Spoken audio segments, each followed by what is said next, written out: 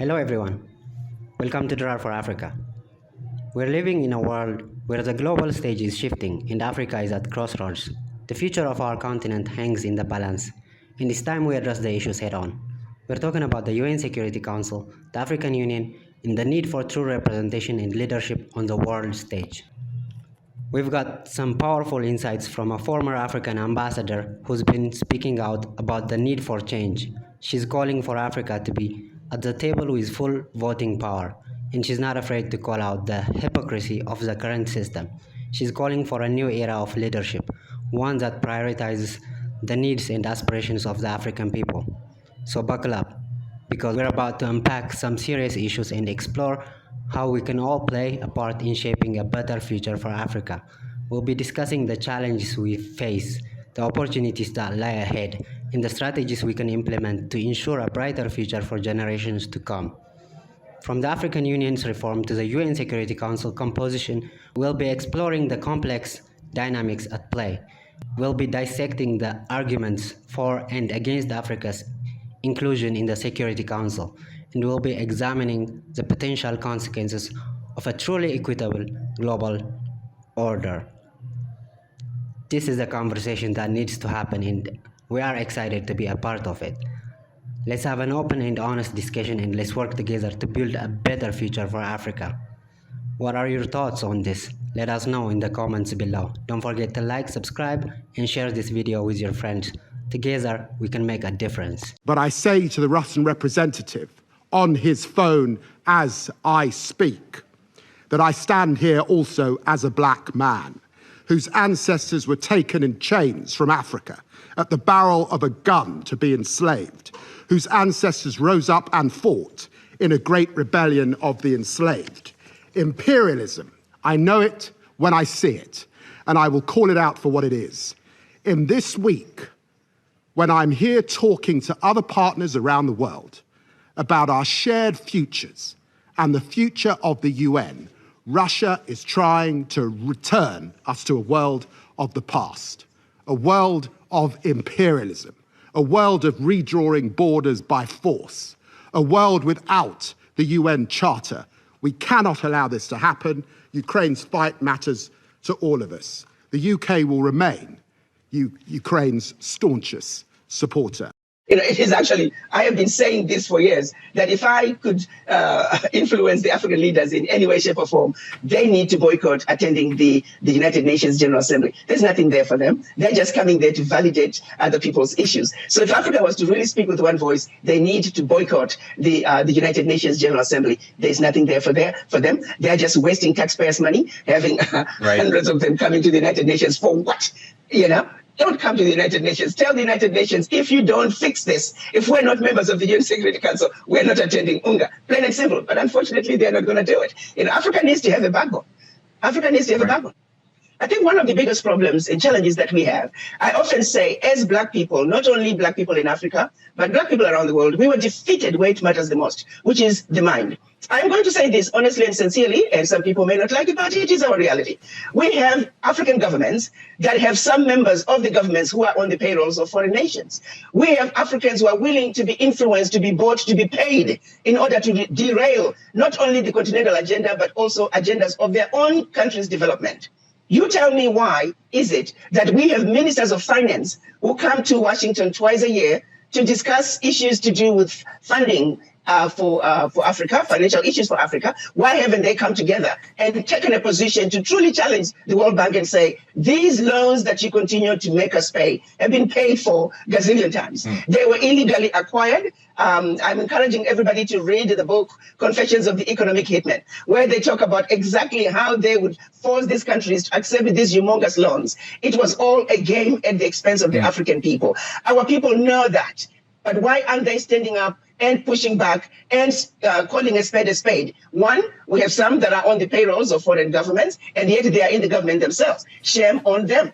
Two, we have some that are just scared of those who don't look like us. Again, it's part of the legacy of colonization and the legacy of slavery. We have some serious healing to do as Africans when it comes to our minds. No other man on earth in any leadership position would tolerate the abuse the Africans are tolerating, blatant abuse. So our bigger issue is the mind, our inability to fight back, our men standing up and being men like other men around the world. A lot of it has to do with some on an individual basis, greed. Others is just the mind. We're afraid of white people. We don't want to speak up in meetings because we're afraid we'll be labeled. It's the mind. At the end of the day, for me, it is the mind that was defeated. And until the mind is awoken and the mind is fearless and the mind simply says what's right is right, what is wrong, come to the United Nations, challenge the United Nations, go to the World Bank, challenge the World Bank with facts and knowledge of what is really going on. Call these nations out. Tell them to stop the abuse, which is blatant. These nations are not trying to hide the abuse. The abuse is blatant. So to the Africans, I say, stand up, have a backbone, speak up. And for those in power, people appointed you into positions so you can represent the people. And to the people, I say to the Africans, if a leader is not representing you well, vote them out. We are sick and tired of being misrepresented by our leadership. Vote them out if they don't represent you well at a community level in your country. Vote them out if they're not representing you well at the world stage. They know the facts. Our people are now empowered. They know the games that are being played by the Western world, by the Eastern world. They are telling their leadership, we don't want it anymore. So we are demanding leadership that's going to defend us, leadership that's going to speak up, leadership that's going to say, do unto us as you want done unto you. Our ask as Africans is a very simple one. We want the world to treat us the way they would want to be treated. And our leaders are our mouthpiece. We expect them to speak up. We expect them to defend us by any means necessary. What we need are leaders that are awoken, fearless, and are ready to defend Africa like they were mandated to do by the people. Thank you. Well, you've set expectations very high. We'll have to see how that plays out. I want to thank the former ambassador. Yes, what about the dysfunction in the African Union? I disagree with the brother severely. Africa must be at the table. We must be where decisions are being made. We must be in a position to also disagree or agree on global issues. Yes, while I understand the dysfunction among us as Africans and the African Union, I've always said this, that at this point, we don't have the right leadership at the African Union. And I'm hoping that with the new elections that are coming up in February of next year, we are going to have an African Union chair with a head over their shoulders. Right now, we don't have any leadership in the African Union. Moussa Faki has failed us. He's a puppet of the West. We all know that. So yes, I agree with him on one end that we do need reform at the African Union. The good thing for us is there are elections coming up.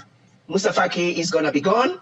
And our hope is we're going to have a new chairman of the African Union who understands the issues and is going to reform the African Union where it can truly represent the people.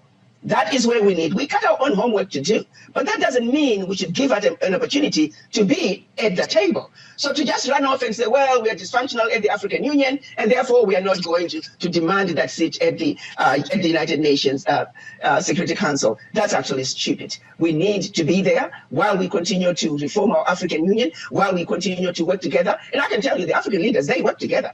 The issue is, do we have someone at the African Union who can implement and execute the wishes of the African Union? They have a system, even for choosing the chairman of the African Union. It's on a rotational basis. I don't see the African leaders having any problem deciding which two countries are going to be the first ones. They just use the same rotational process. Right. So no, I disagree with that ambassador. Seriously, we need to be at the table. But more importantly, I am so glad that Moussa Faki is leaving, and I'm hoping that the next chairman of the African Union, come February, is going to be a Pan-African who's going to stand up, defend Africa, and represent the continent like we must be represented. We demand that, and I'm hoping that we'll get that come February. But it matters in the sense that there needs to be true representation at the United Nations. The United Nations is not about 5 countries. The United Nations is about all countries of the world. As a matter of fact, the United Nations should have undergone reform a long time ago. So the issue is about having an entity like the United Nations that is controlled by 5 countries where the other countries have no voice, where the other countries, the 5 countries can just veto anything they don't like. I mean, it is so unfair. The fact that in 2024, we're still discussing this, it's just crazy. That just goes to underscore how insane our world is. So yes, what you're going to see is the global South coming together. This kind of behavior that is leading to the formation of the BRICS. The global world saying, the global South saying, we have been asking for equity. We've been asking and demanding equality and true representation at the global stage at every level, be it at the United Nations, be it in the financial systems, be it with World Trade Organizations, World Health Organizations. The global South countries are constantly being trampled on.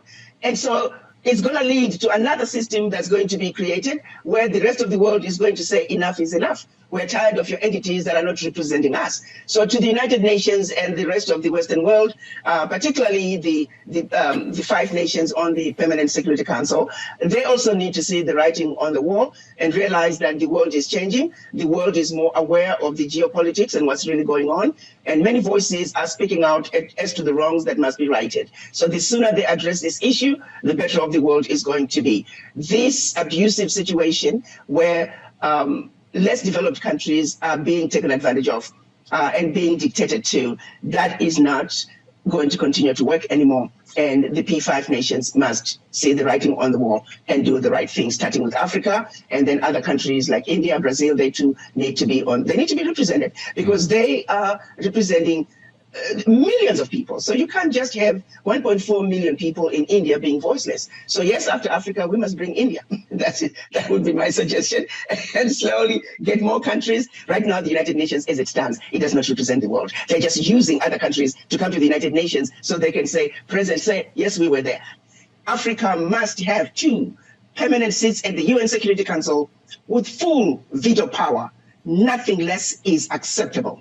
And I do believe that the United Nations, understanding how long this issue has been going on, how long the disrespect of the African continent has been going on, it is shameful that the United Nations would want to continue to blatantly disrespect the Africans by inviting them to the table, but then saying, sorry, you can't eat. You can only watch us play our games. You can watch us enjoy the 10-course meal. What a joke, what an insult. And I do hope that the African leaders are not going to accept it. Africa must be at the table as a permanent member of the UN Security Council, and the 2 seats must have veto power, plain and simple, period. Yes, Kings and Queens, that was Dr. Arikana Chihombori-Quao, the former EU ambassador to the United States of America. So she has said many things concerning about the reform of the UN, concerning about leadership in the continent of Africa, about the African Union reform, about the new coming of African Union Commission Chair. So, Kings and Queens, let us digest from what Dr. Arikana Chihombori-Quao has fed us. Of course, our leaders, some of them are in New York to attend the UN General Assembly, and yesterday some of them attended the opening ceremony, and some of them provided speeches. Of course, I have shared the speeches in this platform, so you can find those speeches. So I think what is very important for us, the people of Africa or African descent, is to speak with one voice. If you look at other civilizations, they speak with one voice, but when it comes to Africans, it looks like difficult to speak with one voice. The day Africa will speak with one voice, that's the day Africa will be great again. I'm very happy to hear the stance of Dr. Arikana Chihombori-Quao, especially when it comes to the global African or Africans in the global. She has tried to bring Africans together, uniting Africans. As you heard, the challenge is that we have Africans who are in governments, who are leaders, who are being paid by other countries or outsiders to delay development in the continent of Africa. So, of course, I've been saying this in my previous videos concerning about inside of us, we have people who are working for Western agencies or sometimes working for Eastern agencies, and these people are those who are delaying development in the continent. They are those who are disrupting African agenda. Sometimes you may wonder why Africans, we are failing to take decisions, why we are not doing what is good and right for our continent, what's wrong with us, why we are not loyal, and we are betraying each other. It's because some of us are being paid to disrupt, to delay, and sometimes to make sure that things are not happening in the continent of Africa. So all of us, we need to be more patriotic. Of course, Dr. Arikana Chihombori-Quao has touched we men, that African men, we are not acting like the men in other places. So we need to be more strong, to take strong decisions for the benefit of majority. Of course, as I said, many times we men, we have failed to protect, to do what is good. And if you look at the history of leaders in the continent of Africa, majority of them are men. So if the continent is failed, it means men who are in leadership are those who are failed. And of course, it looks like we men, we are selfish, because sometimes it's we who are stealing money from our countries and hiding in Europe, America, Asia. So few women who can do those things, but men who are majority, we are the ones who are doing those things. But we need to change also on that issue. Concerning about the UN Security Council reform, you heard that Dr. Arikana Chihombori-Quao has insisted that Africa must be on the table, but with veto power. Of course, America has invited the reform of the UN Security Council, but without having veto power. So we need to be on the table with veto power. Those are just opinions of Dr. Arikana Chihombori-Quao.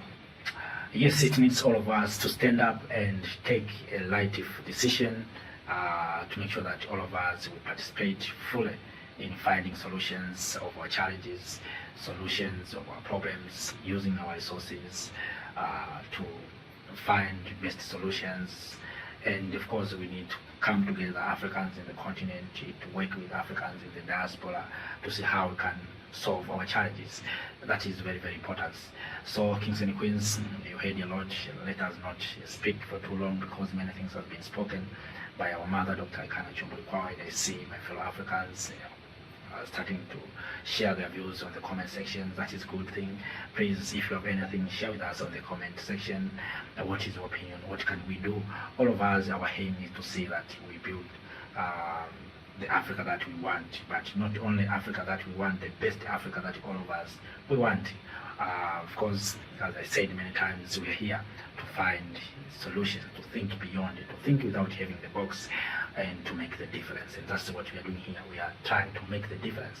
Our generation has a great duty to transform Africa, to make sure that Africans, we are liberated economically. We want to drive our economy as the people of Africa. So, kings and queens, with those few remarks, few words, few comments, let me say thank you for your time. Stay with us. If you are not subscribed to our channel, please do it.